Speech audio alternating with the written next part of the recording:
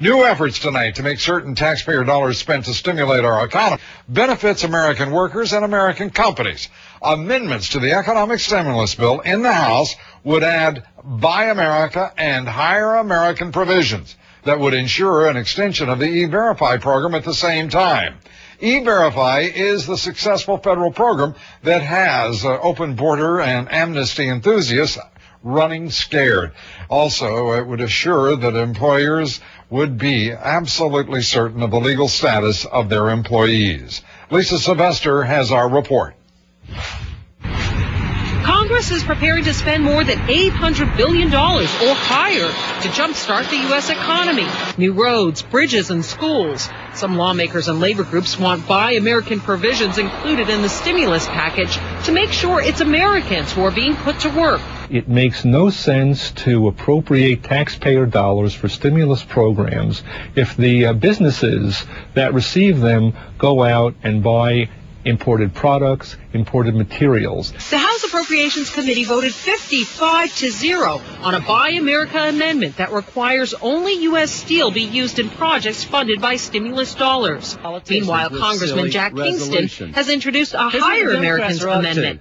It would require contractors and subcontractors who receive stimulus money use the federal E-Verify system to ensure only people legally authorized to work in the United States are hired. The stimulus package is to get Americans working again, and if we are creating a situation where people can continue to use illegal aliens, then we're not helping the American taxpayers who should be getting these jobs from the stimulus package. But business groups are pushing back. In a letter to Democratic congressional leaders, 15 business groups, including the U.S. Chamber of Commerce, said these mandates would undermine the goals of the stimulus legislation, diminish efficiency in the contracting process, and violate the United States' international trade agreements. The Conservative Heritage Foundation says Buy American provisions backfired during the Great Depression. They passed the Smoot-Hawley Act that massively raised tariffs and shut down most international trade in order to get Americans to buy American. The hope was that it would stimulate the economy. What actually happened is it's something that most economists look back and say that made the Great Depression quite a bit more severe, quite a bit worse.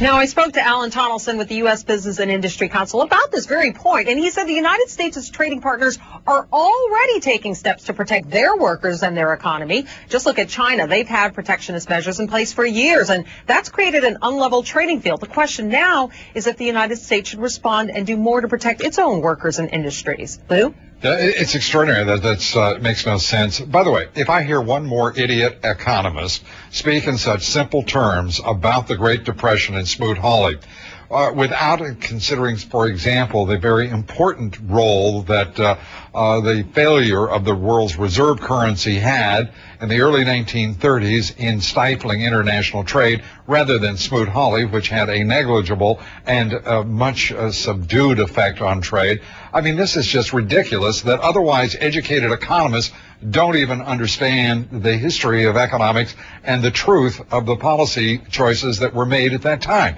It's utterly mind-boggling. Yeah, and you can tell that this is going to be one of the talking points that will be coming up again and again as they continue to debate this on Capitol Hill. Don't you love the Chamber of Commerce? The U.S. Chamber, I wish they'd take U.S. off, because they're not representing business. They're representing multinational business in this country. They couldn't give a hoot about small business, which, by the way, creates 80% of the jobs, as you well know, in this country. I mean, this is a group of absolute jerks.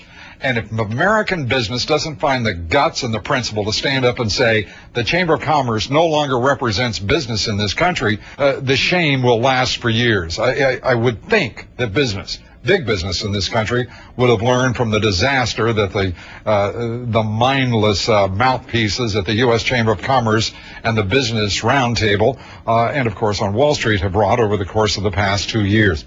Lisa, as always, great reporting. Thank you very much.